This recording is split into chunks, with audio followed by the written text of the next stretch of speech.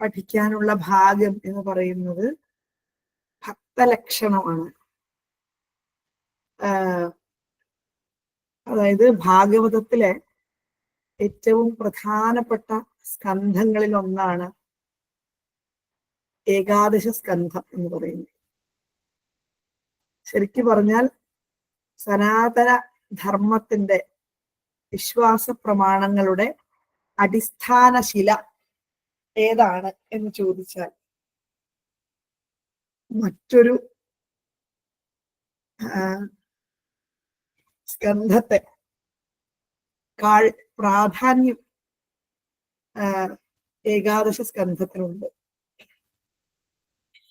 നമ്മള് പലതരത്തിലുള്ള എന്നും ഭാരതീയ സംസ്കാരം ജാതി മത വർഗ ഭേദങ്ങൾ കൊണ്ട് വേർതിരിക്കപ്പെട്ടിരിക്കുന്നു നമ്മളുടെ ആരാധനാ സമ്പ്രദായം എന്ന് വളരെ നിശിതമായി ആക്ഷേപിക്കപ്പെടുന്നവരുടെ മുമ്പിൽ കൃത്യമായി ഉത്തരം നൽകാൻ പ്രാപ്തമാക്കുന്ന അഥവാ നമ്മളുടെ വിശ്വാസ പ്രമാണങ്ങൾ വളരെ ആത്യന്തികമായി നമ്മളോട് എന്താണ് സംസാരിക്കുന്നത് എന്ന് പറയുന്ന ഏറ്റവും പ്രധാനപ്പെട്ട ഒരു ഭാഗമാണ് ഏകാദശം എന്ന് പറയുന്നത്.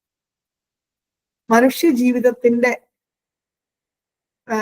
ആത്യന്തികമായ ഒരു അവസ്ഥാവിശേഷത്തെക്കുറിച്ചും ആ അവസ്ഥയിൽ അതായത് പലതരത്തിലുള്ള വിദ്യാഭ്യാസമായാലും ധനപരമായിട്ടായാലും പദവിയും പൊസിഷനും ഒക്കെ കൊണ്ടായാലും ഈ ലോകത്ത് നമുക്കുള്ള വ്യത്യസ്തമായ ഈ ശരീരത്തോട് ചേർന്നിരിക്കുന്ന വ്യത്യസ്തമായ സംഭവങ്ങൾ അതിൽ അഹങ്കരിക്കുകയും അതിനെപ്പറ്റി ഞാൻ എന്തോ ഒരു സംഭവമാണ് എന്ന തരത്തിൽ പെരുമാറി വളരെ അഹങ്കാരപൂർവമായ ജീവിതം നയിക്കുന്ന മനുഷ്യനോട് ആ ഒരു ജീവിതത്തിന്റെ അവസ്ഥാവിശേഷത്തെക്കുറിച്ച് അവനെ ചിന്തിക്കാനും പ്രേരിപ്പിക്കുന്ന ഒരു സ്കന്ധമാണ് ഏകാദശം. അപ്പൊ അതുകൊണ്ട് തന്നെ ഇതില് നമ്മളുടെ എന്ത് ആരാധനാ സമ്പ്രദായത്തിന്റെയും ഏറ്റവും ആദ്യത്തെ പടി എന്ന് പറയുന്നത് ഭക്തി എന്ന് തന്നെയാണ്.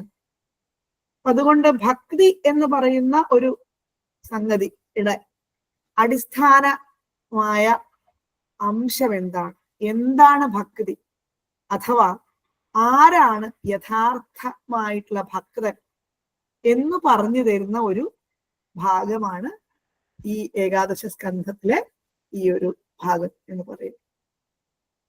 ഇതില് രാജാവും ഹരി എന്ന് പറയുന്ന ഒരു യോഗിയും ആയിട്ടുള്ള സംവാദം ആണ് ഇതിൽ പറയുന്നത്. ഹരി എന്ന യോഗി രാജാവ് ഈ യോഗിയോട് ചോദിക്കുകയാണ്, എന്താണ് ഭാഗവതന് ഭക്തി മുതലായവ ഉണ്ടാകും എങ്കിൽ ഭാഗവതന്റെ ലക്ഷണം എന്താണ്? അതറിയാൻ ഞാൻ ആഗ്രഹിക്കുന്നു. അവന്റെ സ്വഭാവം എന്താണ്? ജനങ്ങളുടെ ഇടയിൽ അവൻ ആചരിക്കുന്ന സമ്പ്രദായം എന്താണ്?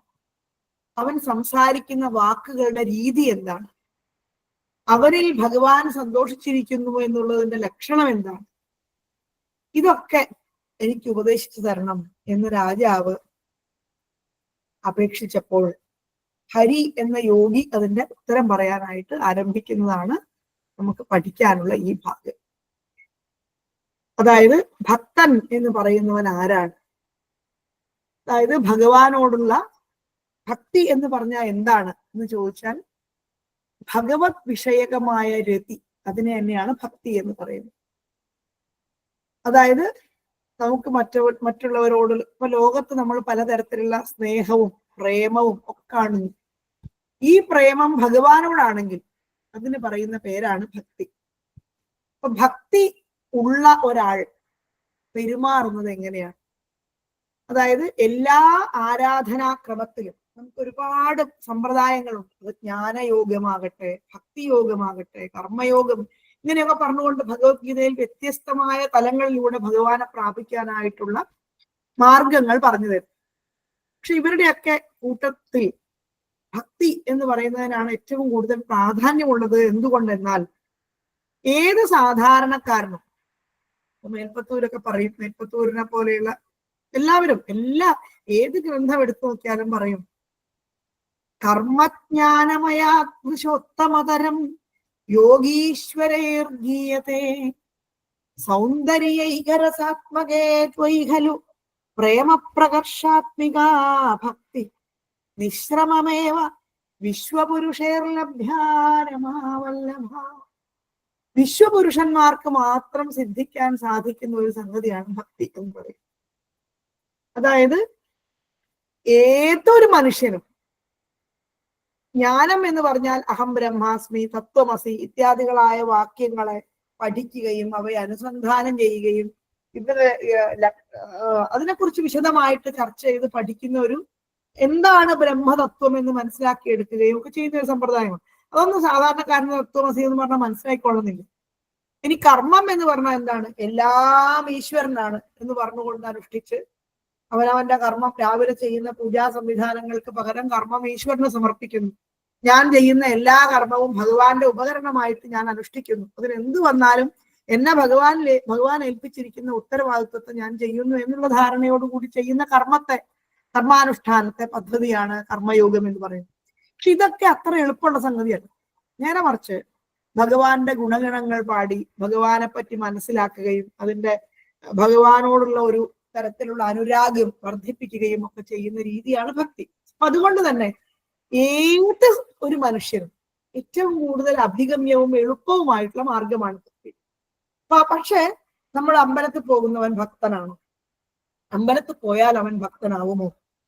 അഥവാ വീട്ടിലിരുന്ന് 4 പൂജ, ഇങ്ങനെ 4 പൂവ്, എനിക്ക് അത് തരണേ ഭഗവാനെ, എനിക്ക് ഇത് തരണേ ഭഗവാനെ, എനിക്ക് മറ്റേത് തരണേ ഭഗവാനെ എന്ന് പറഞ്ഞുകൊണ്ട് പൂവർച്ചിക്കുകയും അത് ചെയ്യുന്നവനാണോ ഭക്തൻ? ആരെയാണ് നമ്മൾ ഭക്തൻ എന്ന് പറയേണ്ടത്? ഉത്തമനായ ഭക്തന്റെ ലക്ഷണം എന്താണ്? ഈ 3 തരത്തിൽ ഭക്തന്മാരുണ്ട് എന്ന് പറയുന്നു. ഉത്തമ ഭക്തൻ, മധ്യമ ഭക്തൻ, അധമ ഭക്തൻ. ഇത് 3 ഭക്തന്മാർ തന്നെയാണ്. അതായത് പ്രാകൃതനായിട്ടുള്ള ഭക്തൻ, ഉത്തമനായിട്ടുള്ള ഭക്തൻ, മധ്യമനായിട്ടുള്ള ഭക്തൻ. ഇങ്ങനെ 3 തരത്തിൽ ഭക്തന്മാരുണ്ട്. ഇങ്ങനെ 3 തരത്തിലുള്ള ഭക്തന്മാരുടെ ലക്ഷണം പറഞ്ഞുകൊണ്ടാണ് ഈ ഹരിയോഗി ഇത് പറയാൻ ആരംഭിക്കുന്നത്. അതിന്റെ 1-ാമത്തെ ശ്ലോകമാണ് നമുക്ക് പഠിക്കാനുള്ള ഭാഗത്തെ ആദ്യത്തെ ശ്ലോകം. ഒന്ന് നോക്കൂ. സർവഭൂതേഷു യഃ പശ്യേത് ഭഗവദ്ഭാവമാത്മനഃ ഭൂതാനി ഭഗവത്യാത്മന്യേഷ ഭാഗവതോത്തമഃ. എന്നുകൂടി നോക്കൂ. സർവഭൂതേഷു യഃ പശ്യേത് ഭഗവദ്ഭാവമാത്മനഃ ഭൂതാനി ഭഗവത്യാത്മന്യേഷ ഭാഗവതോത്തമഃ. എങ്ങനെയാണ് പദച്ഛേദം? സർവഭൂതേഷു യഃ പശ്യേത് ഭഗവദ്ഭാവം ആത്മനഃ ഭൂതാനി ഭഗവതി ആത്മനി ഏഷഃ ഭാഗവതോത്തമഃ. ഇങ്ങനെയാണ് ഇതിന്റെ പദച്ഛേദം. ഒന്നും കൂടി ഞാൻ പറയാം. സർവഭൂതേഷു യഃ പശ്യേത് ഭഗവദ്ഭാവം ആത്മനഃ ഭൂതാനി ഭഗവതി ആത്മനി ഏഷഃ ഭാഗവതോത്തമഃ. ഇങ്ങനെയാണ് പദച്ഛേദം. ഇപ്പൊ നമ്മൾ പറയുമ്പോൾ എങ്ങനെയാണ് ഇതിനെ അന്വയിക്കുക എന്ന് പറയും. അതായത് സംസ്കൃതത്തിലുള്ളൊരു പ്രധാന പ്രശ്നം എന്താണ് എന്ന് ചോദിച്ചാൽ, സംസ്കൃത ഭാഷയിൽ പ്രത്യേകിച്ച് ശ്ലോകങ്ങളിലുള്ള പദങ്ങൾ നമുക്ക് നേരാവണ്ണം ഞാൻ വീട്ടിലേക്ക് പോകുന്നു എന്ന് പറഞ്ഞോളുന്നില്ല.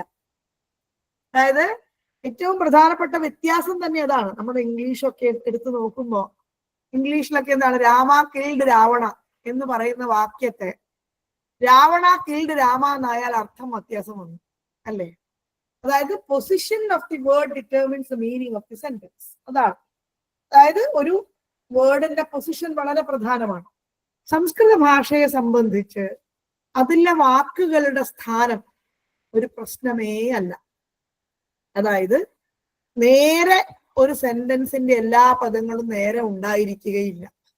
അതിന് അവിടെയും ഇവിടെയൊക്കെയാണ് കാണുക. അതായത് രാമഹ രാവണം ജഘാന ജഘാനരാമ രാവണം, രാവണം ജഘാനരാമ, ഇങ്ങനെ എങ്ങനെ നമ്മൾ അതിനെ മാറ്റിമറിച്ച് പറഞ്ഞാലും അതിനൊരേ അർത്ഥമാണ്. അതിന്റെ അർത്ഥത്തിന് യാതൊരു വ്യത്യാസവും ഇല്ല.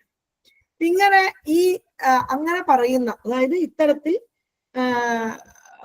പറയുന്ന വാക്യങ്ങളെ അതിന്റെ ക്രമത്തിൽ അതിന്റെ വാക്കുകളെ അടുക്കുന്നതിനെ പറയുന്ന പേരാണ് അന്വയം. അന്വയം എന്ന് പറഞ്ഞാൽ അർത്ഥാനുസാരം ഒരു ശ്ലോകത്തിലെ പദങ്ങളെ അടുക്കുന്നതിനെയാണ് അന്വയം എന്ന് പറയുന്നത്. ഇവിടെയും അതുപോലെ തന്നെ സർവഭൂതേഷു യഃ പശ്യേത് ഭഗവത് ഭാവമാത്മനഃ എന്നുള്ളതിനെ യഹ സർവഭൂതേഷു ആത്മനഃ ഭഗവത് ഭാവം പശ്യേത് എന്നന്വയിക്കണം. യഹ സർവഭൂതേഷു ആത്മനഃ ഭഗവത് ഭാവം പശ്യേത്. പിന്നെ എങ്ങനെയാണ്? ഭൂതാനി ഭഗവതി ആത്മനി പശ്യേത്. ഭൂതാനി ഭഗവതി ആത്മനി ച പശ്യേത്. പിന്നെയോ ഏഷഃ ഭാഗവതോത്തമ. ഭവതി എന്ന് വേണമെങ്കിൽ നമുക്ക് അന്വയിക്കാം. ഭവതി എന്നുള്ളൊരു ക്രിയാപദത്തെ അങ്ങോട്ട് കടമെടുക്ക് വേണമെങ്കിൽ പറയാം. എങ്ങനെയാണ്? യഹ സർവഭൂതേഷു ആത്മനഃ ഭഗവത് ഭാവം പശ്യേത്. അതുപോലെ ഭൂതാനി ഭഗവതി ആത്മനി ച പശ്യേത്. ഏഷഃ ഭാഗവതോത്തമ. ഉത്തമനായ ഭക്തൻ ആരാണ്?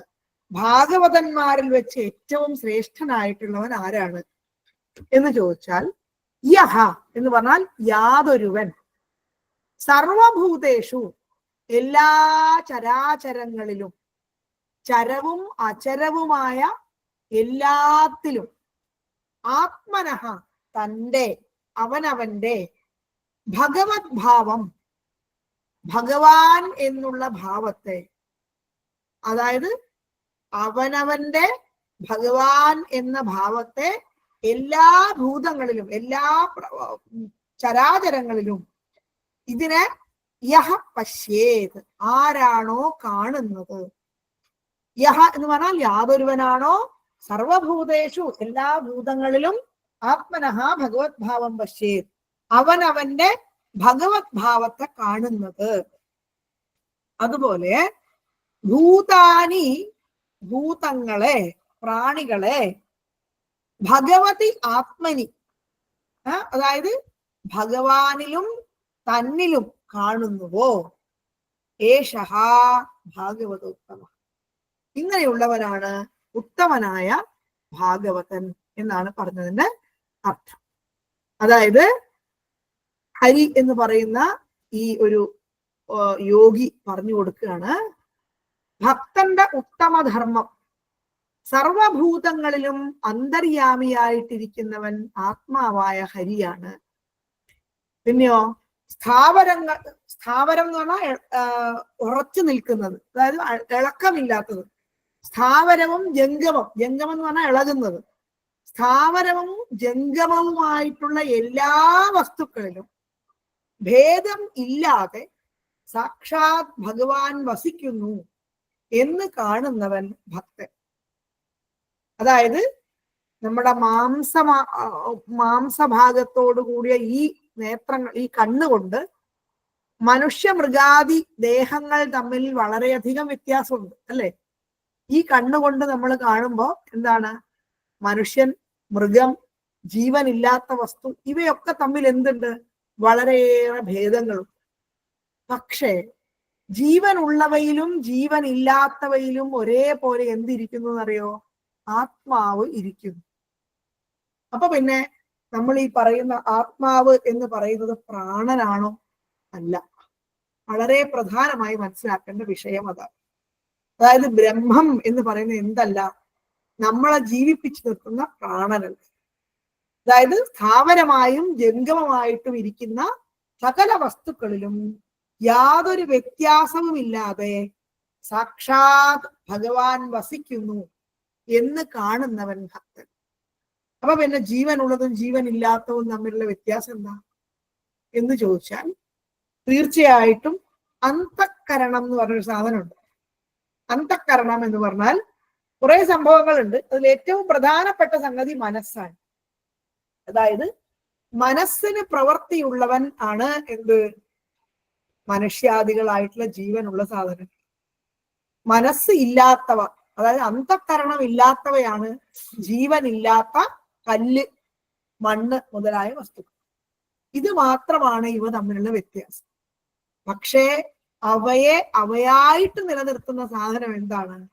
അതാണ് ചൈതന്യ സ്വരൂപമായ ഭഗവാൻ എന്ന് പറയും. അതായത് മനുഷ്യ മൃഗാദി ദേഹങ്ങൾ തമ്മിൽ വളരെയധികം ഭേദങ്ങളുണ്ട് എങ്കിലും അവയിലിരിക്കുന്ന ആത്മാവിന് ഒരല്പം പോലും ഭേദമില്ല എന്നും ആത്മാവായിട്ടുള്ള വിഷ്ണുവിൽ സർവഭൂതങ്ങളും വസിക്കുന്നു. അതായത് എല്ലാ ഭൂതങ്ങളും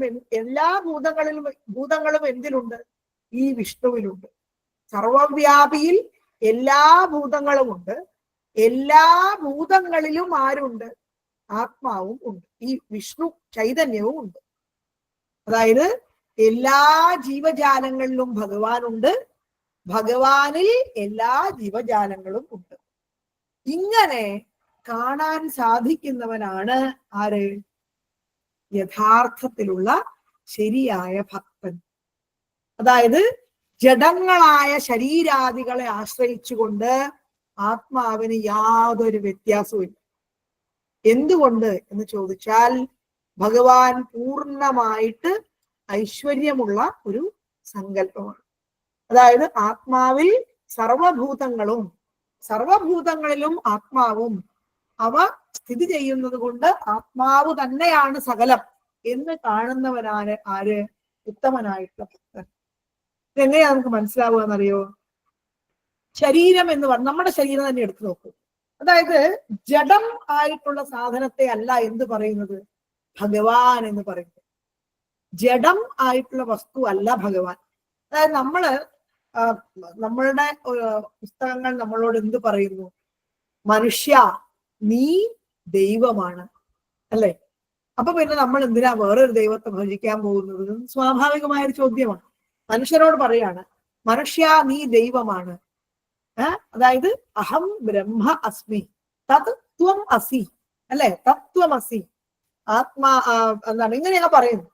അപ്പൊ പിന്നെ ജഡമല്ല ഞാൻ എന്നുള്ളതിന് എന്താണ് തെളിവ് എന്ന് ചോദിച്ചാൽ, ഈ ജഡമായിട്ടുള്ള ഞാൻ എന്ന് പറഞ്ഞപ്പോ ജ്യോത്സ്ന എന്ന് പറയുന്ന ഈ വ്യക്തിയെ ഞാൻ വിചാരിക്കുന്നത് എന്താണ്?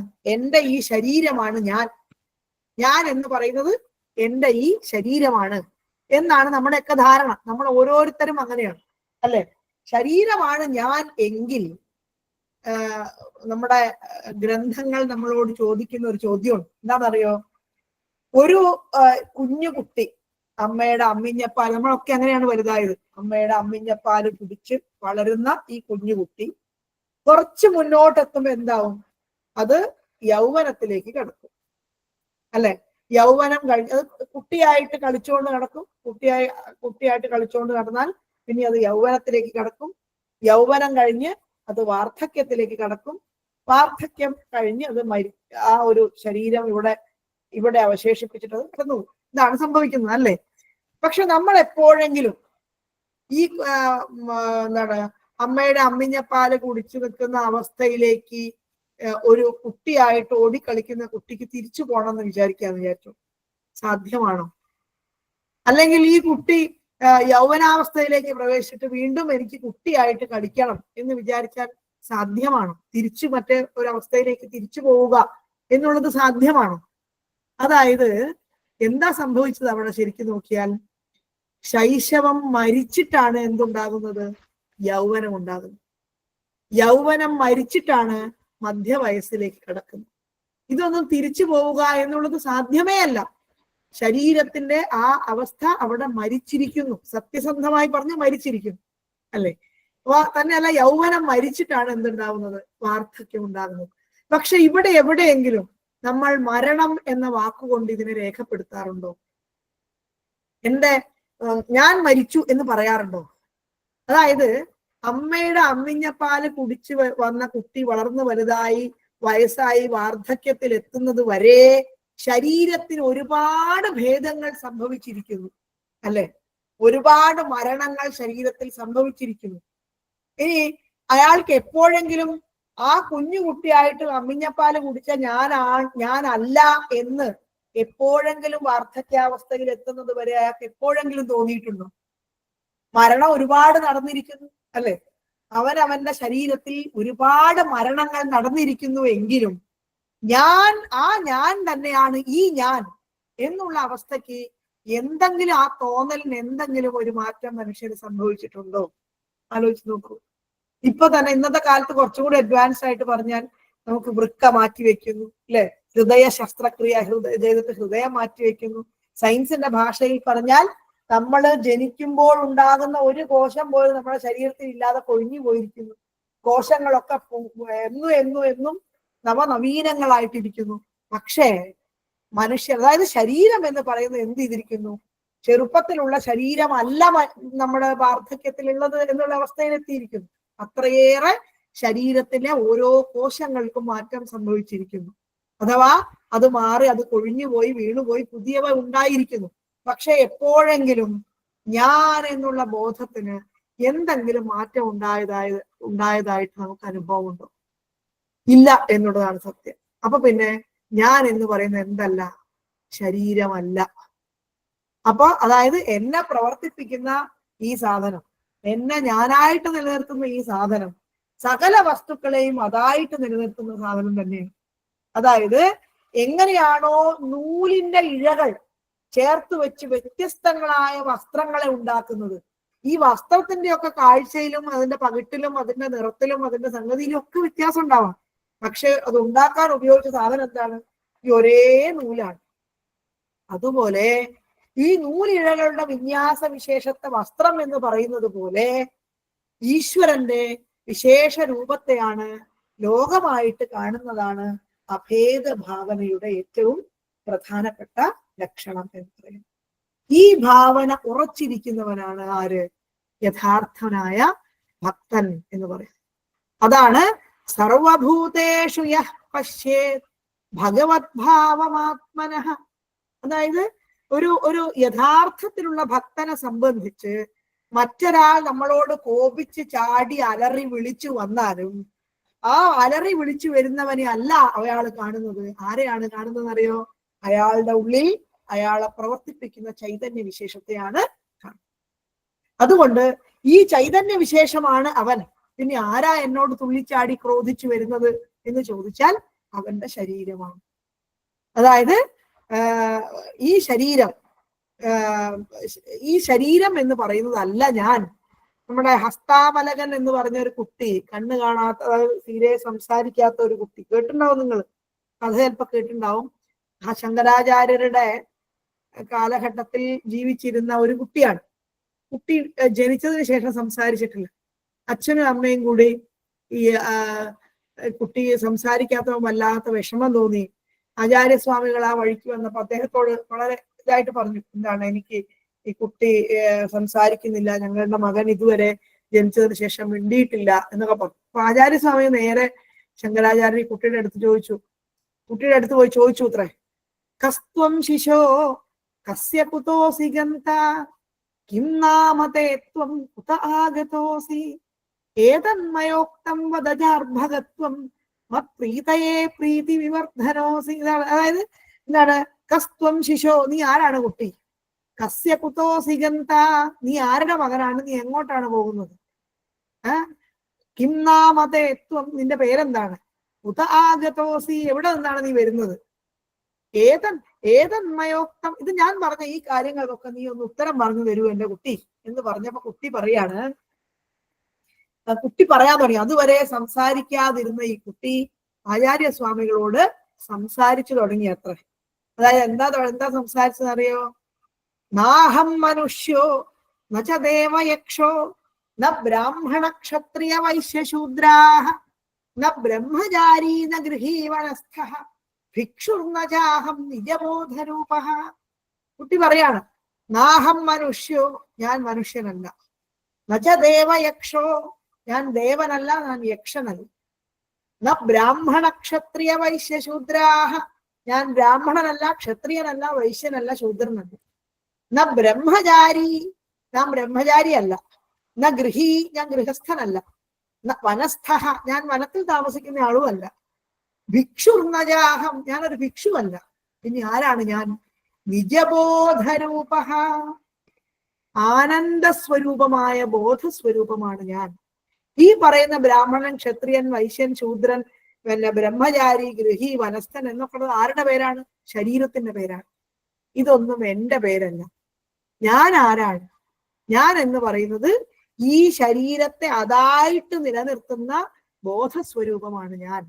അതായത് ഉത്തമനായിട്ടുള്ള ഭക്തൻ ഈ ബോധസ്വരൂപത്തെ തിരിച്ചറിയുകയും വ്യത്യസ്തമായി കാണുന്ന സാധനങ്ങളെ മുഴുവൻ അത് നിർമ്മിച്ചിരിക്കുന്ന പദാർത്ഥം ഒന്നു തന്നെയാണ്, അതിന്റെ സംസ്കാര വിശേഷം ഒന്നു തന്നെയാണ് എന്ന് മനസ്സിലാക്കുകയും ആ മനസ്സിലാക്കലിനോടൊപ്പം തന്നെ ആ ഭേദവിശേഷങ്ങളെ അംഗീകരിക്കാതെ എന്റെ ഒരു എക്സ്പാൻഷനാണ്, ഞാൻ തന്നെയാണ് ഇത് എന്നുള്ള വിശേഷത്തെ തിരിച്ചറിയുകയും ചെയ്യുന്ന ഒരു വ്യക്തിയായിരിക്കും എന്നുള്ളതാണ് ഈ പറഞ്ഞതിന്റെ താല്പര്യം. അതായത് സർവഭൂതേഷു യഃ പശ്യേത് ഭഗവദ്ഭാവമാത്മനഃ, എല്ലാ ഭൂതങ്ങളിലും എന്നിലുള്ള ഭഗവത് ഭാവത്തെ എല്ലാ ചരാചരങ്ങളിലും കാണാൻ സാധിക്കുന്നവൻ. അതുപോലെ തന്നെ സർവഭൂതാനി, എല്ലാ ഭൂതങ്ങളും ഭഗവതി ആത്മനി, അതായത് പ്രാണികളെ ഭഗവാനിലും അതുപോലെ തന്നിലും ആരാണോ കാണുന്നത്, ഭഗവാനിൽ എല്ലാ ഭൂതങ്ങളെയും തന്നിലും കാണാൻ സാധിക്കുന്നത് ആർക്കാണോ അയാളാണ് ഭാഗവതന്മാരിൽ ഏറ്റവും ഉത്തമൻ. അതായത് ഉത്തമനായ ഭക്തന്റെ ലക്ഷണമാണ്. അതായത് ആരാണോ എല്ലാ പ്രാണികളിലും ആത്മാവ് ആയിട്ടുള്ള ഭഗവത് അംശത്തെ കാണുന്നത്, അതുപോലെ തന്നെ ഭഗവാനിൽ എല്ലാ ചരാചരങ്ങളെയും കാണാൻ സാധിക്കും. അതായത് തന്നിൽ തന്നെ ഞാൻ എന്നുള്ള എന്നെ പ്രവർത്തിപ്പിക്കുന്ന ചൈതന്യ വിശേഷത്തെ മനസ്സിലാക്കുകയും ആ ചൈതന്യ വിശേഷം തന്നെയാണ് എല്ലാ ചരാചരങ്ങളിലും ഉള്ളത് എന്ന് മനസ്സിലാക്കുകയും എല്ലാ ചരാചരങ്ങളെയും തന്നിൽ കാണാൻ സാധിക്കുകയും, അതായത് ഞാൻ എന്ന് പറയുന്നത് എങ്ങനെയാണോ ശരീരത്തിനുണ്ടാകുന്ന ഭേദവ്യത്യാസങ്ങളിലൊക്കെ തന്നെ ഞാൻ എന്നുള്ള വിശേഷത്തിന് മാറ്റം വരാതിരിക്കുന്നത്, അതേപോലെ ഈ ലോകത്ത് കാണുന്ന എല്ലാ ശരീരവിശേഷങ്ങളിലും ഉള്ള വസ്തു ഞാൻ എന്ന് പറയുന്ന ഈ അംശം തന്നെയാണ് എന്ന് മനസ്സിലാക്കാൻ സാധിക്കുന്ന ഒരു മനുഷ്യനാണ് യഥാർത്ഥ ഭക്തൻ എന്നാണ് ഈ ഭാഗത്തിന്റെ അർത്ഥം. ഒന്നുകൂടി നോക്കൂ. സർവഭൂതേഷു യഃ പശ്യേത് ഭഗവദ്ഭാവമാത്മനഃ ഭൂതാനി ഭഗവത്യാത്മന്യേഷ ഭാഗവതോത്തമഃ. മനസ്സിലായിണ്ടാവും വിചാരിക്കുന്നു. യഹ സർവഭൂതേഷു ആത്മനഃ ഭഗവദ്ഭാവം പശ്യേത് എവം ഭൂതാനി ഭഗവതി ആത്മനി ച പശ്യേത് ഏഷഃ ഭാഗവതോത്തമഃ. അതാണ് ഇതിന്റെ അന്വയം. ഇനി അടുത്ത ശ്ലോകത്തിലേക്ക് നമുക്ക് കടക്കാം. ഈശ്വരേ തദധീനേഷു ബാലിശേഷു ദ്വിഷത്സു ച പ്രേമമൈത്രീദയോപേക്ഷാ യഃ കരോതി സമധ്യമഃ. എന്താണ്? ഈശ്വരേ തദധീനേഷു ബാലിശേഷു ദ്വിഷത്സു ച പ്രേമമൈത്രീദയോപേക്ഷാ യഃ കരോതി സമധ്യമഃ. ഇതാണ് രണ്ടാമത്തെ ശ്ലോകം. അതായത് എങ്ങനെയാണ് പദച്ഛേദം? ഈശ്വരേ തദധീനേഷു ബാലിശേഷു ദ്വിഷത്സു ച പ്രേമമൈത്രീദയോപേക്ഷാഃ യഃ കരോതി സഹ മധ്യമഃ. ഇങ്ങനെയാണ് പദച്ഛേദം. ഒന്നുകൂടി പറയാം. ഈശ്വരേ തദധീനേഷു ബാലിശേഷു ദ്വിഷത്സു ച പ്രേമമൈത്രീദയോപേക്ഷാഃ യഃ കരോതി സഹ മധ്യമഃ. അങ്ങനെയാണ് പദച്ഛേദം. എങ്ങനെയാണ് അന്വയിക്കുന്നത് നോക്കാം. ഈശ്വരേ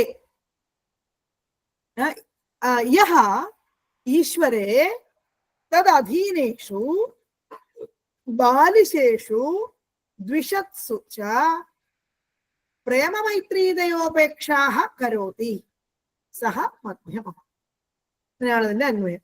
അതായത് നമ്മൾ പറയാം, യഹ ഈശ്വരേ തദധീനേഷു ബാലിശേഷു ദ്വിഷത്സു ച പ്രേമമൈത്രീതയോപേക്ഷാഹ കരോതി സഹ മധ്യമ. അതായത് ആരാണോ ഈശ്വരനിലും അതേപോലെ തദധീനേഷു, എന്താണ് ഈശ്വരനിൽ ഈശ്വരനിലും അതുപോലെ ഈശ്വരനിൽ അധീനമായിട്ടിരിക്കുന്നവൻ ആരാണ്? ഈശ്വരന്റെ അധീനനായിട്ടിരിക്കുന്നവൻ ആരാണ്? ഭക്തൻ അല്ലെ? ഈശ്വരനിലും അതുപോലെ തന്നെ തദധീനേഷു ഭക്തന്മാരിലും അർത്ഥം. ഈശ്വരന് അധീനനായിട്ടിരിക്കുന്നവർ എന്ന് പറഞ്ഞാൽ ഭക്തന്മാർ.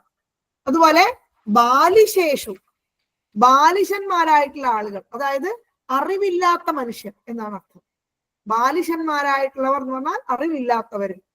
അതുപോലെ ദ്വിഷത്സു, അതായത് ശത്രുക്കൾ, ദ്വേഷിക്കുന്ന ആളുകൾ, കുറ്റം പറയുന്ന ആളുകൾ എന്നർത്ഥം. ഈശ്വരനിലും അതുപോലെ ഭക്തന്മാരിലും ബാലിശന്മാരായിട്ടുള്ളവരിലും ശത്രുക്കളിലും. ഇവരിലൊക്കെ എന്താ ചെയ്യുക? ഈശ്വരനിൽ പ്രേമം, ഭക്തന്മാരിൽ മൈത്രി, അറിവില്ലാത്തവരിൽ ദയ, ശത്രുക്കളിൽ ഉപേക്ഷ. അതാണ് പ്രേമം, മൈത്രി, ദയ, ഉപേക്ഷ.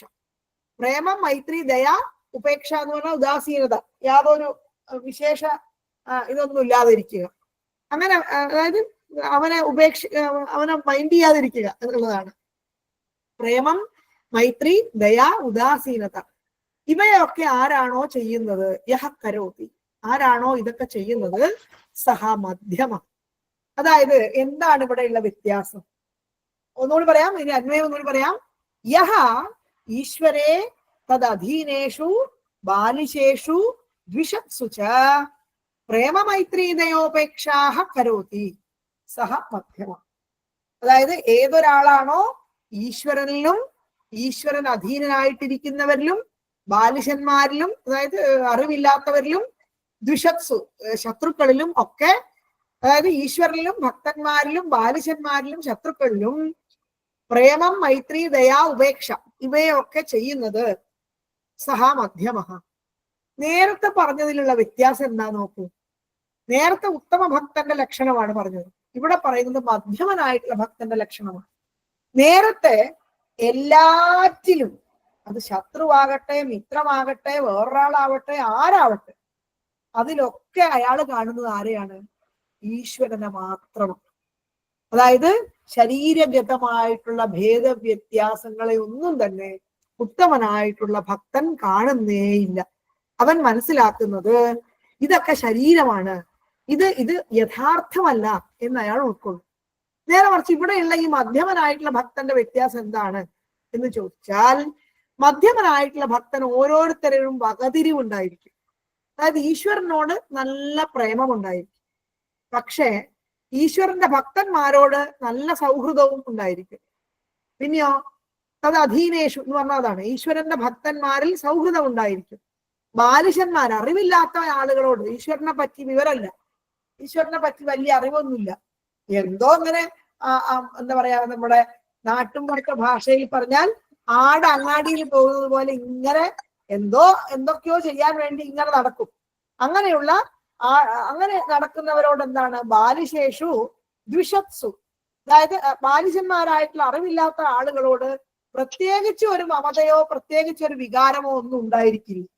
അതായത് തദധീനേഷു ബാലിശേഷു ദ്വിഷത്സു, അതായത് ബാലിശന്മാരായിട്ടുള്ള, അതായത് എന്താ പറയാ, അറിവില്ലാത്ത ആളുകളോട് എന്താ ഉണ്ടാവുക? ദയ മാത്രമേ ഉണ്ടായിരിക്കുകയുള്ളൂ. ദ്വിഷത്സു എന്ന് പറഞ്ഞാൽ ശത്രുക്കളിൽ എന്താണ്? ഉദാസീനനായിരിക്കും. ദ്വിഷത്സു ദയാ, ഉപേക്ഷ, അവനെ ഉപേക്ഷിക്കും, അവനെ സ്വീകരിക്കുകയേ ഇല്ല. അതായത് 4 തരത്തിലുള്ള ആളുകളാണ്. ഈശ്വരനിൽ എന്താണ്?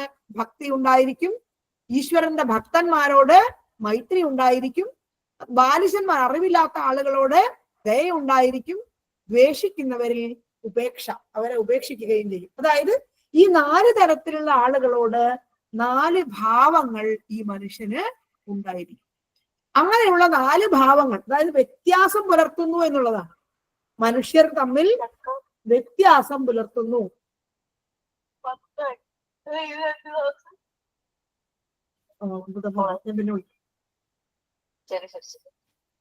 അപ്പൊ 4 തരത്തിലുള്ള ആളുകളോട് 4 തരത്തിലുള്ള വികാരം അയാൾക്ക് ഉണ്ടായിരിക്കും എന്നുള്ളത് കൊണ്ട് അയാൾ എന്താണ്, നേരത്തെ പറഞ്ഞതുപോലെ സമം സർവേഷു ഭൂതേഷു എന്നുള്ള അവസ്ഥയില്ല.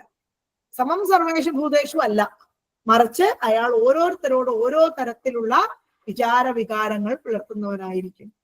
അങ്ങനെയുള്ളവൻ ആരാണ്? മധ്യമനായിട്ടുള്ള ഭക്തനാണ് എന്നാണ് പറഞ്ഞത്. അതായത് ഈശ്വരനോട് പ്രേമവും ഈശ്വരനോട് കാരുണ്യവും ഒക്കെ, ഈശ്വരന്റെ ഭക്തന്മാരോട് കാരുണ്യവും ഒക്കെ ഉണ്ടായിരിക്കുമെങ്കിലും ഈ ഓരോ മനുഷ്യരോട്, പലതരത്തിലുള്ള മനുഷ്യരോട് പലതരത്തിലുള്ള വികാര വിചാരങ്ങൾ വെച്ചു പുലർത്തുന്നവരായിരിക്കും. അതായത് ഏതൊരു മനുഷ്യനാണോ ഈശ്വരനിലും ഈശ്വരൻ തന്നെയാണ് ആശ്രയം എന്ന് സർവാത്മനാ കരുതിയിരിക്കുന്ന ഭക്തന്മാരിലും പ്രേമത്തെയും മൈത്രിയെയും കാണിക്കും. അറിവില്ലാത്തവരിൽ അവർ എപ്പോഴും അനുഭവിക്കുന്ന കഷ്ടാവസ്ഥകൾ കാണുമ്പോൾ അതിൽ കരുണയുണ്ടായിരിക്കും. തന്നെയല്ല, തനിക്ക് വിരോധം ചെയ്യുന്നവരെ, ശത്രുക്കളിൽ ദ്വേഷവും സ്നേഹവും രണ്ടും ഉണ്ടാവുകയില്ല.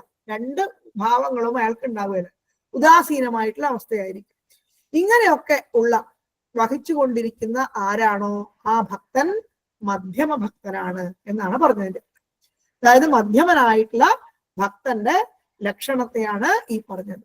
അവന് വ്യത്യസ്തമായ ഭാവങ്ങൾ ഇവരോടുണ്ട്, ഭേദഭാവന അവനുണ്ട് എന്നുള്ളത് കൊണ്ട് ഈ വൃത്തികളൊക്കെ ഉചിതമായ സ്ഥാനങ്ങളിൽ വെച്ചുകൊണ്ട് ഭഗവാനെ ഭജിക്കുന്നു എന്നുള്ളതാണ്. ഈ തരത്തിൽ ഉചിതമായ സ്ഥാനങ്ങളിൽ ഉചിതമായിട്ടുള്ള കൽപ്പനകളോടുകൂടി ഭഗവാനെ ഭജിക്കുന്നു.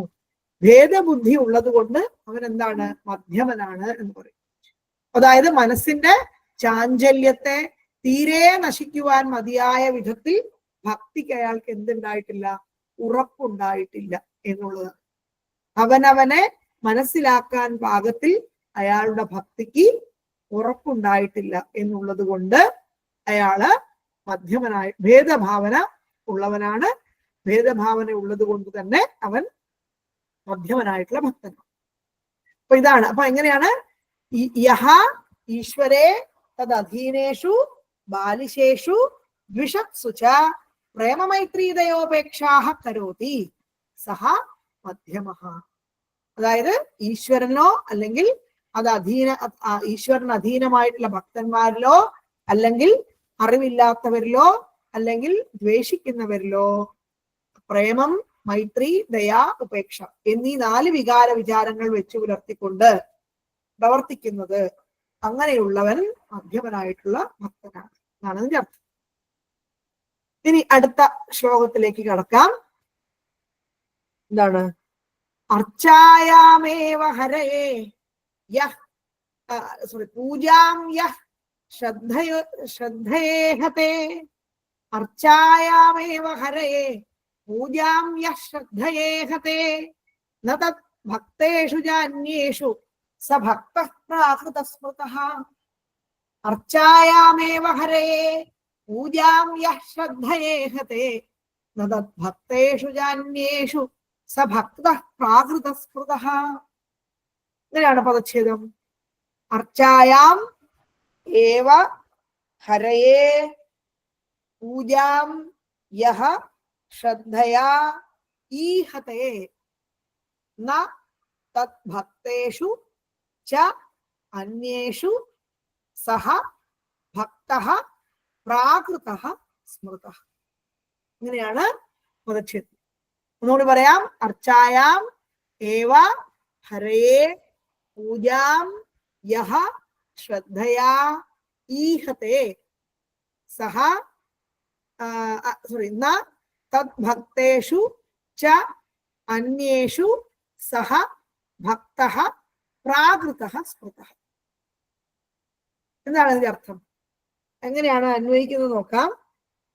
യഹ യാതൊരു ആളാണോ അർച്ചായാം ഏവ ശ്രദ്ധയാ ഹരയേ പൂജാം ഈഹതേ. അതായത് അർച്ചായാം ഏവ, വിഗ്രഹത്തിൽ ഉള്ള അർച്ചന ചെയ്ത് ആ ഒരു കാര്യത്തിൽ മാത്രം ശ്രദ്ധയാ, വളരെ ശ്രദ്ധയോടുകൂടിയാണ് അയാൾ അർച്ചിക്കുന്നത്. അതായത് വളരെ ശ്രദ്ധയോടുകൂടി, വിഗ്രഹത്തിൽ ശ്രദ്ധയോടുകൂടി ഭഗവാന്റെ പൂജ ചെയ്യാൻ ആഗ്രഹിക്കുന്നു. തത് ഭക്തേഷു അന്യേഷു ച ന, പക്ഷെ ആരോടൊരു പൂജയില്ല? ഭഗവാന്റെ ഭക്തന്മാരിലോ അല്ലെങ്കിൽ മറ്റുള്ള ആളുകളിലോ ഒന്നും അയാൾക്ക് വലിയ വിശ്വാസവും അയാൾക്ക് ആദരവോ അതൊന്നുമില്ല. ഭക്തന്മാരിലും മറ്റുള്ളവരിലും ഒന്നും അയാൾക്ക് യാതൊരു ഭാവഭേദവും ഇല്ല. അയാൾക്ക് എന്താ പറയാ, അനുകമ്പ അല്ലെങ്കിൽ അങ്ങനത്തെ വിചാര വികാരങ്ങളൊന്നുമില്ല.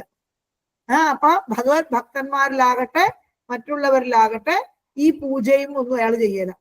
അങ്ങനെയുള്ള ആളുകളെ സഹ ഭക്ത പ്രാകൃത സ്മൃത, അങ്ങനെയുള്ള ഭക്തനാണ് എന്ത് പറയുന്നത്?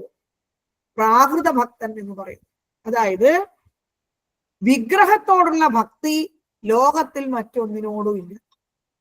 വിഗ്രഹത്തോടാണ് അയാൾക്ക് ഭക്തി. വിഗ്രഹത്തോടുള്ള പൂജാ സംവിധാനങ്ങളും സംഗതികളും ഒക്കെ വളരെ നിഷ്കർഷിച്ച് ചെയ്യും. പക്ഷെ ആ ഒരു ഒരു ഒരു വിചാരം അദ്ദേഹത്തിന് എന്തില്ല? പുറത്തുള്ള മനുഷ്യജീവികളോട്, സഹജീവികളോട്, മനുഷ്യൻ എന്നുള്ള മാത്രമല്ല സഹജീവികളോട് ഉണ്ടായിരിക്കുകയില്ല. അങ്ങനെയുള്ള ആളാണ് എന്ത്? പ്രാകൃതനായിട്ടുള്ള ഭക്തൻ എന്ന് പറയും. അതാണ് യഹ ഹരേഹ അർച്ചായാം ഏവ, ഹരയെ അർച്ചായാം ഏവ, അർച്ചായാം ഏവ ശ്രദ്ധയാ ഈഹതെ, അതായത് അർച്ചിക്കാൻ വേണ്ടി പ്രതിമയിൽ മാത്രം ശ്രദ്ധയോടുകൂടി ഹരിക്കായിക്കൊണ്ട് പൂജയെ ചെയ്യുന്നു.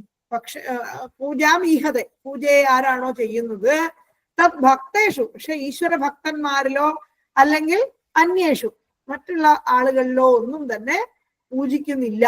അങ്ങനെ ഒരു ശ്രദ്ധ അയാൾക്കില്ല. അങ്ങനെയുള്ള ആളെയാണ് പ്രാകൃതനായിട്ടുള്ള ഭക്തൻ എന്ന് പറയുന്നത്. അതായത് എല്ലാ ദിക്കിലും ഭഗവാൻ വസിക്കുന്നു എന്ന് അയാൾക്കറിയില്ല. പ്രതിമാദികളിൽ മാത്രമാണ് ശ്രദ്ധ. അങ്ങനെ ഭഗവാനെ പൂജിക്കും. വിഷ്ണു ഭക്തന്മാരിലും മറ്റു ജനങ്ങളിലും ഒന്നും സ്നേഹമൊന്നും അയാൾക്കില്ല. അവരെ അന്യരായിട്ട് കരുതുകയും പെരുമാറുകയും ഒക്കെ ചെയ്യുന്ന ഭക്തൻ, അങ്ങനെയുള്ളവനാണ് പ്രാകൃതനായിട്ടുള്ള ഭക്തൻ എന്ന് പറയും. അതായത് അചേതനമായിട്ടുള്ള ശിലയിൽ പോലും അയാൾക്ക് എന്ത് കാണാൻ പറ്റുന്നു? ഈശ്വര ബുദ്ധി ഉണ്ടാകണം എന്ന് നിശ്ചയിച്ചിരിക്കുന്ന ഒരു മനുഷ്യൻ പ്രത്യക്ഷത്തിൽ നിഗ്രഹാനുഗ്രഹങ്ങൾ ചെയ്യാൻ ശക്തിയുള്ള ഈശ്വര ഭക്തന്മാരിൽ അല്ലെങ്കിൽ ഈശ്വര ഭാവനയോടുകൂടി പൂജിക്കേണ്ടത് വളരെ വളരെ വളരെ അത്യാവശ്യമാണ്. അതായത് അചേതനമായിട്ടുള്ള ശിലയിൽ ഈശ്വര ഭാവന പുലർത്താൻ സാധിക്കുന്നുവെങ്കിൽ സചേതനമായിട്ട് നമ്മുടെ ചുറ്റും കാണുന്ന ജീവജാലങ്ങളോട് എന്തുകൊണ്ടാണ് ആ കാരുണ്യം പുലർത്താൻ സാധിക്കാത്തത്? അങ്ങനെ സാധിക്കാത്തവൻ എന്തല്ല, ഭക്തൻ എന്നുള്ള നിലയിൽ ഒരിക്കലും ഉത്തമനായിട്ട് നമുക്ക് കാണാൻ സാധിക്കും. അതായത് ഈശ്വര ബുദ്ധി അവന് അചേതനങ്ങളായിട്ടുള്ള ശിലാദികളിൽ ഉണ്ടെങ്കിൽ സചേതനമായിട്ടുള്ള വസ്തുക്കളിലും ആ ബുദ്ധി അല്പമെങ്കിലും ഉണ്ടായിരിക്കണം. അതുകൊണ്ട് ഈശ്വര ഭക്തന്മാരെയും അവനവന്റെ സഹജീവികളെയും ഈശ്വര ഭാവനയോടുകൂടി പൂജിക്കേണ്ടത് എത്രയും അത്യാവശ്യമാണ്. അതായത് എന്താണ്, ഈ ഒരു ഈശ്വര ഭക്തന്മാരിൽ ഈശ്വര ഭാവനയോടുകൂടി ചെയ്യുന്ന ഈ തത്വത്തെ പൂജ ചെയ്യണം എന്നുള്ള കാര്യത്തെ അറിയാൻ മാത്രം അയാളുടെ ബുദ്ധി വികസിച്ചിട്ടില്ല. മാത്രമല്ല ഇവന് ഭക്തി ആരംഭിക്കുന്നതേ ഉള്ളൂ എന്നുള്ളത് കൊണ്ടാണ് ഇയാൾ എന്ത് പറയുന്നത്? പ്രാകൃതനായിട്ടുള്ള ഭക്തൻ എന്ന് പറയുന്നത്. അവൻ ചെയ്യുന്നത് തെറ്റാണ് അല്ലെങ്കിൽ അവൻ ചെയ്യുന്നതാണ് എന്നുള്ളതല്ല, അവന്റെ ഭക്തി തുടങ്ങിയിട്ടേ ഉള്ളൂ, ആരംഭിക്കുന്നേ ഉള്ളൂ. ഈ ഭക്തിയുടെ ക്രമികമായ വികാസം കൊണ്ടാണ് ഒരാൾ ഉത്തമനായിട്ട് ഭക്തനായിട്ട് മാറുന്നത്. അതായത് പണ്ട് വിവേകാനന്ദ സ്വാമികളോട് നമ്മുടെ ഖത്രി മഹാരാജാവിന്റെ കൊട്ടാരത്തിൽ ചെന്നപ്പോ വിവേകാനന്ദ സ്വാമികളോട് ചോദിച്ചു അത്രേ, നിങ്ങൾ ഈ ഖത്രി മഹാരാജാവ് ചോദിച്ചു അത്രേ, നിങ്ങൾ ഈ കല്ലിനെയും മണ്ണിനെയൊക്കെയാണോ പൂജിക്കുന്നത്? അതായത് ഈ കല്ലിനെയും ഒക്കെയാണോ നിങ്ങൾ ഈശ്വരനായിട്ട് ആരാധിക്കുന്നത്? എന്തിനാ ഇങ്ങനെ ചെയ്യുന്നത് എന്ന് ചോദിച്ചു അത്രേ. അപ്പൊ പെട്ടെന്ന് സ്വാമിജി ഒന്നും മിണ്ടിയില്ല. കുറച്ചു കഴിഞ്ഞ് ഇദ്ദേഹത്തിന്റെ കൊട്ടാരത്തിന്റെ ചുമരിന്റെ മുകളിലൊരു അദ്ദേഹത്തിന്റെ മുത്തച്ഛന്റെ ചിത്രം ഇങ്ങനെ തൂക്കിയിട്ടിരിക്കുന്നു അത്രേ. അപ്പൊ ഈ തൂക്കിയിട്ടിരിക്കുന്ന ചിത്രത്തിൽ നോക്കിയിട്ട്, ഞാൻ ആ ചിത്രം എടുത്ത് താഴെ ഇട്ടിട്ട് അതിന്റെ മുകളിൽ ഒന്ന് ചവിട്ടുകയും തുപ്പുകയും ചെയ്യട്ടെ എന്ന് ചോദിച്ചു അത്രേ സ്വാമിജി. അപ്പൊ അയ്യോ അതെന്റെ മുത്തച്ഛന്റെ ചിത്രമാണ് എന്ന് പറഞ്ഞു. അപ്പൊ സ്വാമിജി ചോദിച്ചു അത്രേ, അതെങ്ങനെ നിങ്ങളെ മുത്തച്ഛന്റെ ചിത്രമാവും? അതിൽ കുറെ മണ്ണും കുറെ ക്യാൻവാസ് കുറെ പേപ്പറും അതിന്റെ മുകളിൽ വരച്ചിരിക്കുന്ന പിന്നെ എന്താ പറയാ മഷിയും കുറച്ച് അങ്ങനെയൊക്കെയല്ലേ ഉള്ളൂ. മഷിയല്ല, എന്താ പറയാ കളറ്, അതൊക്കെയല്ലേ ഉള്ളത്. ഈ കളറും പേപ്പറും സാധനമൊക്കെ കൂടി എങ്ങനെ നിങ്ങളുടെ മുത്തച്ഛനാവും എന്ന് ചോദിച്ചു.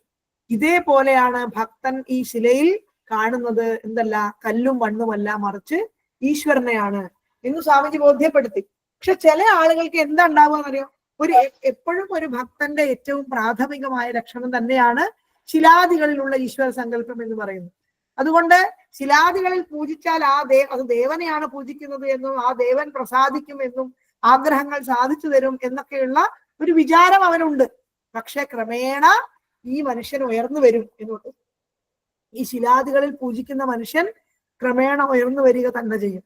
അപ്പൊ അതുകൊണ്ട് ഇവനെയും ഭക്തന്മാരുടെ കൂട്ടത്തിൽ ഗണിക്കാം എന്ന് തന്നെയാണ് ഭാഗവതം പറയുന്നത്. അപ്പൊ ഈ മാതിരിയുള്ള ഒരു ഭക്തി എങ്കിലും ഉണ്ടാവണം എന്നുള്ള കരുണയോടുകൂടിയാണ് മഹാന്മാർ എന്ത് ചെയ്തത്, വിഗ്രഹാരാധനയെ നിശ്ചയിച്ചത്.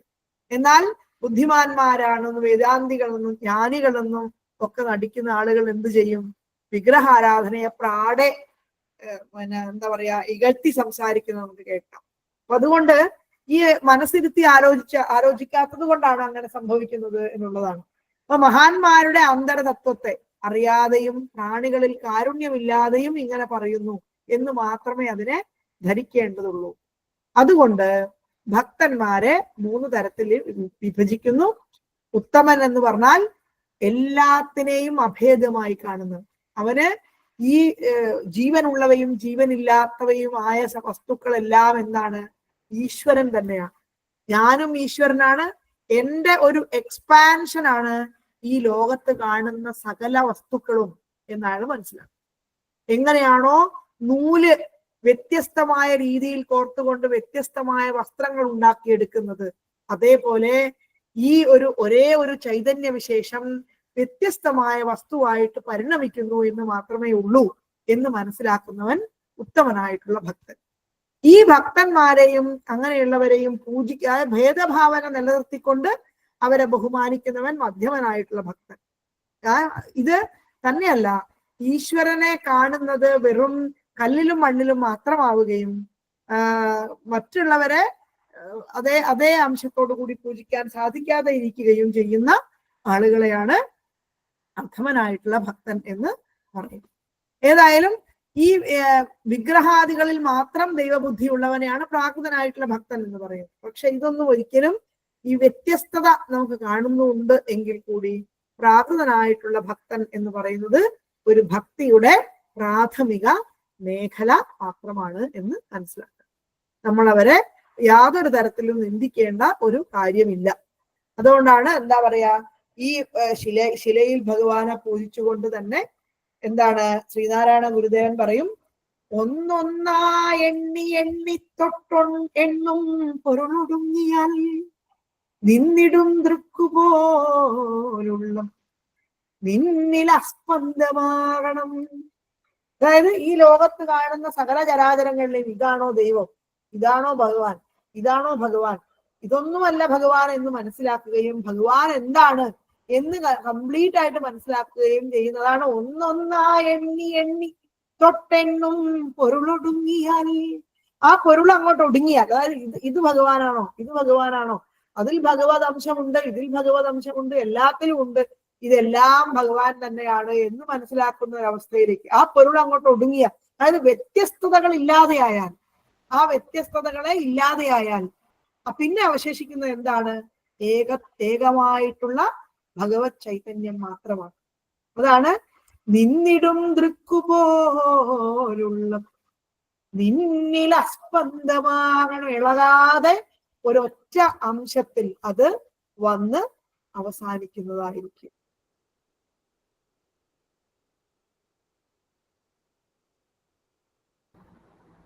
ടീച്ചറെ അൺമ്യൂട്ട് ആയിട്ടുണ്ട് കേട്ടോ, അല്ല മ്യൂട്ട് ആയിട്ടുണ്ടേ. ഞാനാവോ, ഞാൻ ഒന്നും ചെയ്തില്ലല്ലോ. അപ്പൊ എവിടെ മുതൽ മ്യൂട്ടായി? അതറിയില്ല, മ്യൂട്ടായി പോയി.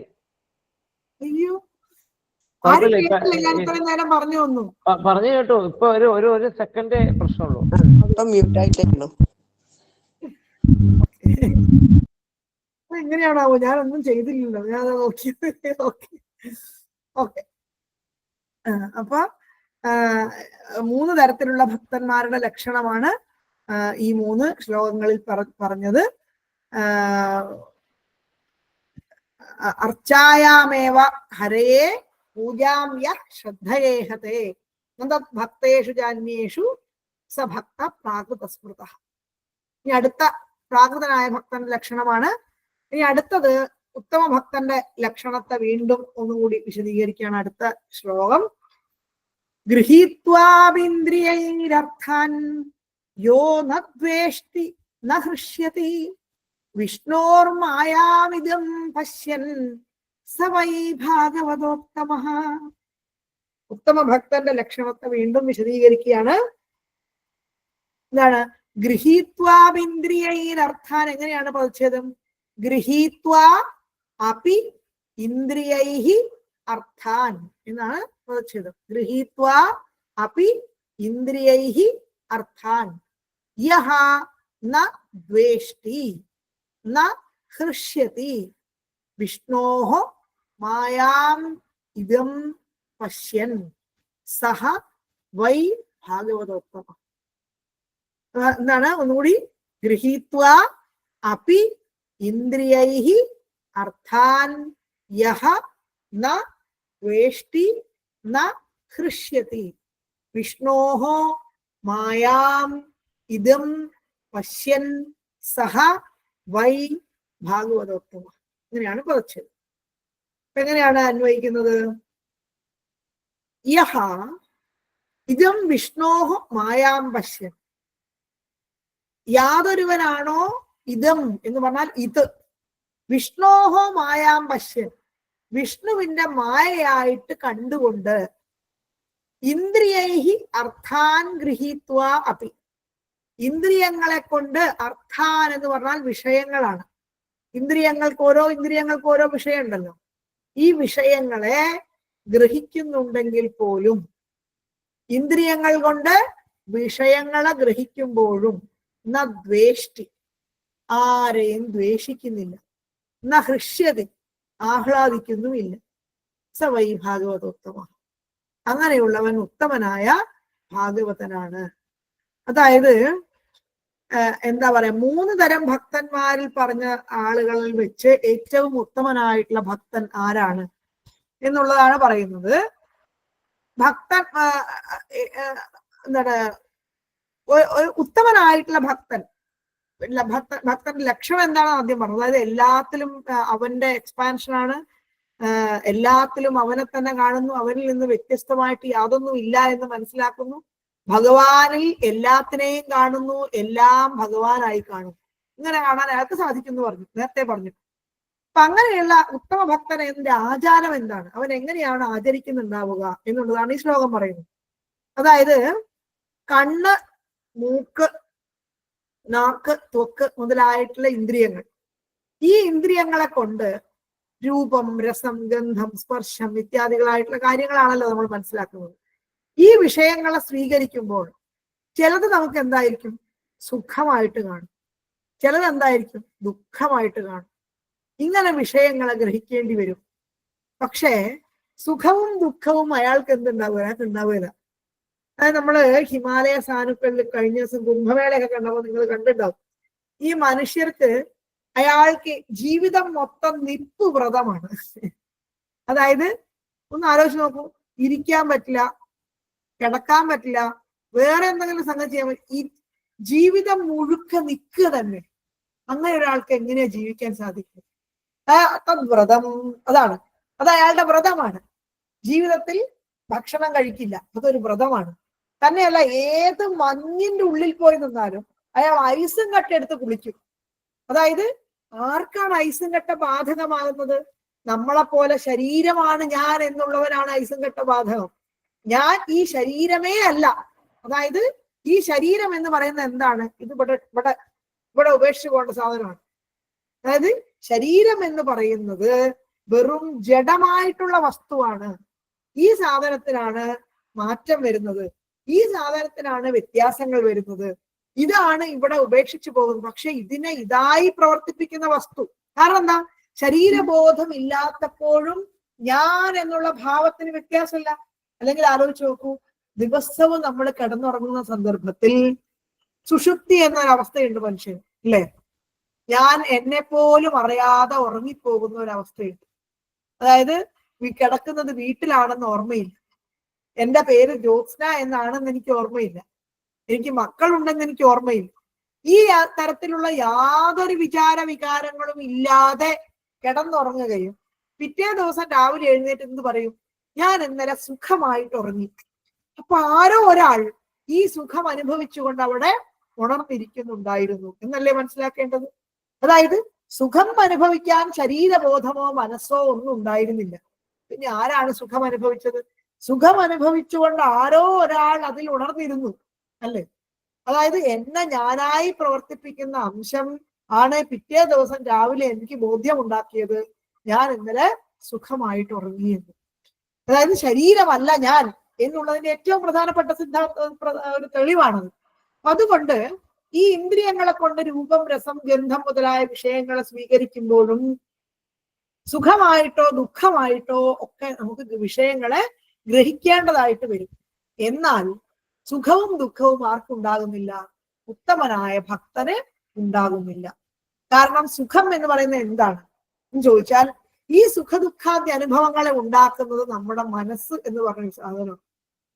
ആലോചിച്ച് നോക്കൂ, എനിക്ക് ഭയങ്കരമായിട്ട് ചൂടെടുക്കുന്നു എന്ന് പറഞ്ഞാൽ, അല്ലെ, ചില സമയത്ത് നമുക്ക് എന്താ പറയാ, ഒരു തണുപ്പായിരിക്കും വേണ്ടി വരിക.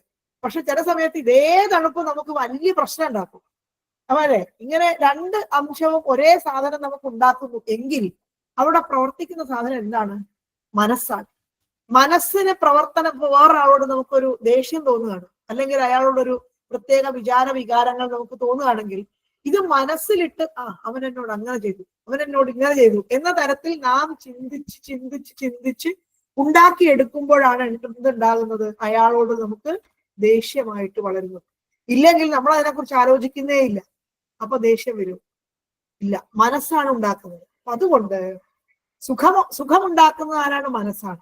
ദുഃഖമുണ്ടാക്കുന്ന ആരാണ്? അതും മനസ്സാണ്. അതുകൊണ്ട് സുഖവും ദുഃഖവും ആർക്കുണ്ടാകുകയില്ല? യഥാർത്ഥ ഒരു ഭക്തന് ഉണ്ടായിരിക്കുകയില്ല. അതായത് ഇത് ഉത്തമനായിട്ടുള്ള ഭക്തന്റെ ആചാരമാണ്. സാധാരണ ജനങ്ങളെ പോലെ ശ്രോത്രാദികളെ കൊണ്ടൊക്കെ ശബ്ദാദികളാകുന്ന വിഷയത്തെ അനുഭവിക്കും. പക്ഷേ അവയിൽ ചില ദുഃഖപ്രദമാണ് എന്ന് സാധാരണ ആളുകൾ വിചാരിക്കുമ്പോൾ ചില അവർക്ക് സുഖമായിരിക്കും, ചില സാധാരണ ആളുകൾക്ക് ദുഃഖമായിരിക്കും. എന്നാൽ സന്തോഷിക്കുകയും സന്തപിക്കുകയും ഒക്കെ നമ്മളെ പോലെയുള്ള സാധാരണ ആളുകൾ ചെയ്യും. പക്ഷെ ഉത്തമനായിട്ടുള്ള ഭക്തൻ ഈ രണ്ടവസ്ഥയിലും നിർവികാര ജീവിയായിരിക്കും. അതായത് ലൗകികമായ ശബ്ദാദി വിഷയങ്ങളിൽ പ്രവേശിക്കുന്നതാണ് ഇന്ദ്രിയങ്ങളുടെ സ്വഭാവം എന്ന് പറയുന്നത്. അതായത് നമുക്കൊരു വീടുണ്ടാകുമ്പോൾ സന്തോഷം, വാഹനം വാങ്ങുമ്പോൾ സന്തോഷം, ആഭരണം വാങ്ങുമ്പോൾ സന്തോഷം. ഈ സന്തോഷം നിലനിൽക്കുന്ന ഒരു അവസ്ഥ വളരെ കുറച്ചു നേരത്തേക്കേ ഉള്ളൂ. പക്ഷെ എല്ലാ കാലവും നിലനിൽക്കുന്ന ഒരു സന്തോഷം ഉണ്ടാക്കുന്ന ഒരു അനുഭൂതി ഉണ്ട് നമ്മുടെ ഉള്ളിൽ മനോഹരമായിട്ട് നിലനിൽക്കും. അതെവിടെയാ നമ്മൾ കാണുന്നത്? ജനിച്ചു വീഴുന്ന കുഞ്ഞുകുട്ടി, അല്ലെ, അതിങ്ങനെ പൊട്ടിച്ചിരിക്കും, അതിങ്ങനെ എല്ലാ സ്ഥലത്തും ഓടി നടന്ന് ആഹ്ലാദിച്ചു നടക്കും. ആഹ്ലാദിക്കാൻ എന്താ അതിന് വിഷയം? വിശേഷിച്ച് ഒരു സംഗതിയും ഇല്ലാതെ ആത്മാരാമനായിരിക്കും കുട്ടി. അതായത് ശരിക്കും പറഞ്ഞാൽ ഒരാൾക്ക് സന്തോഷിക്കാൻ അവനവന്റെ ഉള്ളിൽ തന്നെ വളരെ അനുഭൂതിപ്രദമായിട്ടുള്ള ഒരു സാധനം ഇരിപ്പുണ്ട്. അതിനെ നമ്മൾ ശ്രദ്ധിക്കുക പോലും ചെയ്യാതെ ലൗകികമായിട്ടുള്ള ശബ്ദാദി വിഷയങ്ങളിൽ ഇന്ദ്രിയങ്ങളുടെ സ്വഭാവങ്ങൾക്കനുസരിച്ച് മനസ്സിനെ ചലിപ്പിച്ചുകൊണ്ട് കടന്നു പോകുന്നത് കൊണ്ടാണ് സുഖദുഃഖാദി അനുഭവങ്ങൾ നമുക്ക് ഉണ്ടാകുന്നത്. അതായത് ഈ അനുഭവം നമുക്ക് ചില സന്ദർഭങ്ങളിൽ പ്രതികൂലമായിരിക്കും, ചില സന്ദർഭങ്ങളിൽ ഇത് അനുകൂലമായിരിക്കും. അതുകൊണ്ട് ഈ മനസ്സിന്റെ പരിണാമ സ്വഭാവത്തിന്റെ ഫലമാണ് ഈ തരത്തിലുള്ള വ്യത്യസ്തങ്ങളായ ചിന്തകൾ എന്ന് പറയുന്നത്. അതായത് സ്വരൂപ സുഖത്തെ വർദ്ധിപ്പിക്കുന്നതോ കുറയ്ക്കുന്നതിനോ ഒന്നും തന്നെ, അവനവന്റെ അന്തരാത്മാവിലിരിക്കുന്ന സുഖത്തെ വർദ്ധിപ്പിക്കുന്നതിനോ കുറയ്ക്കുന്നതിനോ ഒന്നും ഇവയ്ക്ക് ശക്തിയില്ല. കാരണം എന്താ? ഞാൻ എന്ന് പറയുന്നത് ഈ പറയുന്ന എന്തല്ല ഈ മനോബുദ്ധി അഹങ്കാര ചിത്തങ്ങളൊന്നുമല്ല. അതുകൊണ്ട് സ്വരൂപസുഖത്തെ വർദ്ധിപ്പിക്കാൻ ഈ ഇന്ദ്രിയങ്ങൾ സമ്മതിക്കാതെ ഇരിക്കുന്നു, അത് മനസ്സിനോട് ചേർന്ന് പ്രവർത്തിക്കുന്നത് കൊണ്ട്. അതുകൊണ്ട് വിഷയേന്ദ്രിയങ്ങൾ ചേരുമ്പോൾ ഉണ്ടാകുന്ന വിചാര വികാരങ്ങൾ ഇതൊന്നും ആർക്കുണ്ടാവുകയില്ല, ദൃഢബുദ്ധി ഉണ്ടാകുന്ന ഒരു ഭക്തന് ഉണ്ടാവുകയില്ല. അതുകൊണ്ട് ഇങ്ങനെ ദുഃഖസുഖമായി തോന്നുന്നത് അന്തഃകരണത്തിന്റെ, അതായത് മനസ്സിന്റെ ധർമ്മമാണ് ഈ അവസ്ഥ. അതായത് ഇത് വേദാന്തികൾ പറയും അഭ്യാസം കൊണ്ടുണ്ടാകുന്നതാണ് എന്ന് പറയും. അതായത് വേദാന്ത ശാസ്ത്രത്തിൽ ഒന്നിലിരിക്കുന്ന ധർമ്മത്തെ സൂക്ഷിച്ചറിയാത്തത് കൊണ്ട് മറ്റൊന്നിലിരിക്കുന്നതാണ് എന്ന് നമ്മൾ തെറ്റായിട്ട് ധരിക്കുന്നു എന്ന് വേദാന്തം പറയും. ഇതിന് അവരുടെ പറയുന്ന പേരാണ് അധ്യാസം എന്ന് പറയും. അതായത് അറിവില്ലായ്മയുടെ സ്വരൂപം. ഒരു വൻ കപ്പലിൽ ഇരുന്നു കൊണ്ട് നമ്മള് പോകുമ്പോ സമുദ്രതീരത്തിൽ ഉറച്ചു നിൽക്കുന്ന വൃക്ഷാദികളൊക്കെ എന്തായിട്ട് സഞ്ചരിക്കുന്നതായിട്ട് നമുക്ക് അനുഭവപ്പെടും, അല്ലെ? ഇന്നൊരു ബസ്സിലിരുന്ന് മുന്നോട്ട് പോകുമ്പോ എന്താണ് ചെടികളൊക്കെ പിന്നോട്ട് പോകുന്നതായിട്ട് നമുക്ക് തോന്നും, സഞ്ചരിക്കുന്നതായിട്ട് നമുക്ക് തോന്നും.